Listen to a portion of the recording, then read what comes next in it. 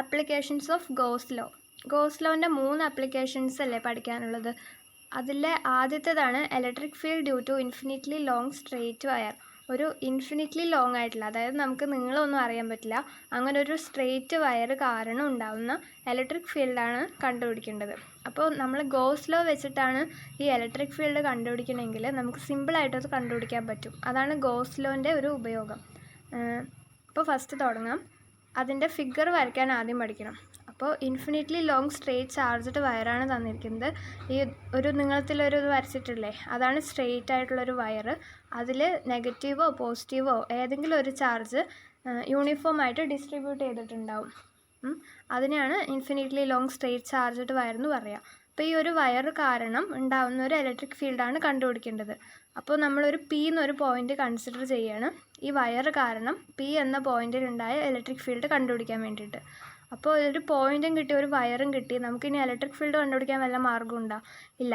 അപ്പോൾ നമ്മൾ എന്ത് ചെയ്യണം? ഗോസ് ലോ അപ്ലൈ ചെയ്യണം. ഗോസ് ലോ അപ്ലൈ ചെയ്യണമെങ്കിൽ എന്ത് വേണം? ഒരു ഗോസിയൻ സർഫസ് വേണം. ഗോസിയൻ സർഫസ് എങ്ങനെയുള്ളതായിരിക്കണം? ഒരു ക്ലോസ്ഡ് സർഫസ് ആയിരിക്കും ഗോസിയൻ സർഫസ്. അപ്പോൾ പി എന്ന പോയിന്റിലൂടെ ഈ വയറുമായിട്ട് കണക്ട് ചെയ്തിട്ട് ഒരു ഗോസിയൻ സർഫസ് നമുക്ക് വരയ്ക്കണം.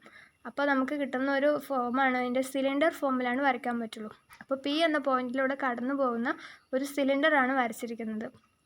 അപ്പോൾ ഈ ഒരു സ്ട്രെയിറ്റ് വയറിൽ നിന്ന് ആർ എന്ന ഡിസ്റ്റൻസ് ദൂരെയാണ് പി എന്ന പോയിന്റ് കിടക്കുന്നത്. ആ പോയിന്റിലുള്ള ഇലക്ട്രിക് ഫീൽഡിൻ്റെ ഡയറക്ഷനാണ് മേലേക്ക് വരച്ചിരിക്കുന്നത്. ഈ ഒരു ഭാഗത്തിൻ്റെ നീളം L. അപ്പോൾ ഇത്രയാണ് ഫിഗറിൽ നിന്ന് നമുക്ക് പഠിക്കാനുള്ളത്.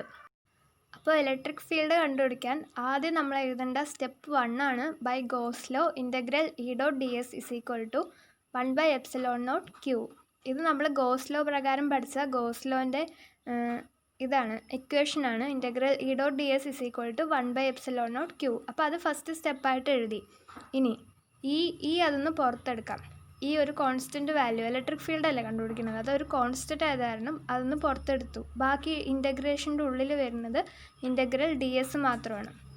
= 1/ε0Q. ഇനി ഇൻ്റഗ്രൽ ds എന്തായിരിക്കും? ഇൻ്റഗ്രൽ ds കണ്ടുപിടിക്കാൻ നമ്മൾ ആ ഫിഗറിൽ പോയിൻ്റ് P കൺസിഡർ ചെയ്തത് നോക്കുക. പോയിൻ്റ് P എവിടെ ഇരിക്കുന്നത്? ഒരു സിലിണ്ടറിലല്ല ഇരിക്കുന്നത്. അപ്പോൾ ആ സിലിണ്ടറിൻ്റെ സർഫസ് ഏരിയ ആണ് നമ്മൾ കണ്ടുപിടിക്കേണ്ടത്. അപ്പോൾ total surface area of cylinder ആണ് integral ds. Total surface area of cylinder കണ്ടുപിടിക്കാൻ സിലിണ്ടറിൻ്റെ 2 ഭാഗം സർക്കിൾ അല്ലേ, 2 അറ്റഭാഗം. അപ്പോൾ സർക്കിളിൻ്റെ ഇത് വരുമ്പോൾ 2πr ഇൻറ്റു സിലിണ്ടറിൻ്റെ ലെങ്ത്ത് വരുമ്പോൾ L. അങ്ങനെ total surface area of cylinder വരുമ്പോൾ 2πrl. ഇക്വേഷൻ പഠിക്കണം, കാണാതെ തന്നെ പഠിക്കണം. അപ്പോൾ ഇൻ്റഗ്രൽ ds = 2πrl എന്ന് കിട്ടി. അത് സബ്സ്റ്റിറ്റ്യൂട്ട് ചെയ്യുമ്പോൾ E × 2πrl = 1/ε0Q എന്ന് കിട്ടി. ഇനി നമ്മളിപ്പോൾ എടുത്തിരിക്കുന്നത് എന്താണ്? ഒരു ലോങ് സ്ട്രെയിറ്റ് വയർ അല്ലേ. അപ്പോൾ അതിൻ്റെ എന്താണ് നമ്മൾ പഠിച്ചിരിക്കുന്നത്? ഒരു യൂണിഫോംലി ചാർജ് ഡിസ്ട്രിബ്യൂട്ട് ചെയ്തിരിക്കുന്ന സ്ട്രെയിറ്റ് വയറിൻ്റെ ലീനിയർ ചാർജ് ഡിസ്ട്രിബ്യൂഷൻ ലാംഡ പഠിച്ചിട്ടുണ്ട്. Lambda = Q/L. L എന്ന് പറയുന്നത് ലെങ്ത്ത്. അപ്പോൾ അത് നമ്മൾ പഠിച്ചൊരു ഇക്വേഷനാണ്. Lambda = Q/L. അപ്പോൾ അതിൽ നിന്ന് Q എന്തായിരിക്കും? We know lambda = Q/L. Lambda is the linear charge distribution. അപ്പോൾ അതിൽ നിന്ന് Q കിട്ടുമ്പോൾ Q = ലാംഡ L.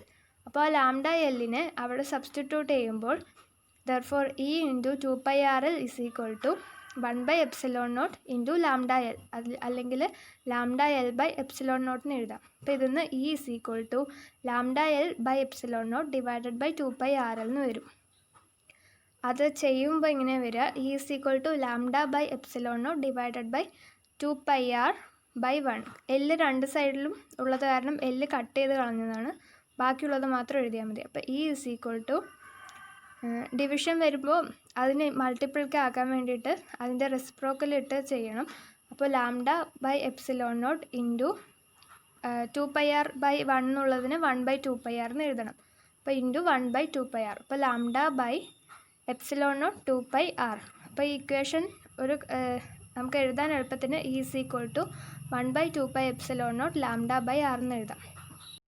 എക്സാമിന് പഠിക്കാൻ എളുപ്പത്തിൽ നമ്മൾ സ്റ്റെപ്പ് ബൈ സ്റ്റെപ്പായിട്ട് പഠിക്കുന്നതാണ് നല്ലത്. അപ്പോൾ ഫസ്റ്റ് സ്റ്റെപ്പായിട്ട് ഗോസ് ലോൻ്റെ ഇക്വേഷൻ എഴുതാം. അതെന്താണ്? Integral E.ds = 1/ε0Q.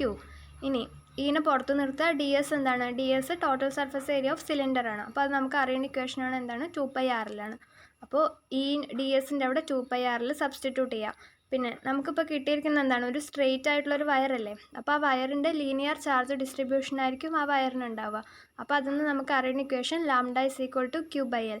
അപ്പോൾ അതൊന്ന് Q=λL. അപ്പോൾ ds-ൻ്റെ അവിടെ 2πr-ലും Qൻ്റെ അവിടെ λL-ഉം സബ്സ്റ്റിറ്റ്യൂട്ട് ചെയ്ത് കൊടുക്കുമ്പോൾ നമുക്ക് ഉത്തരം വേഗം കിട്ടിക്കോളും.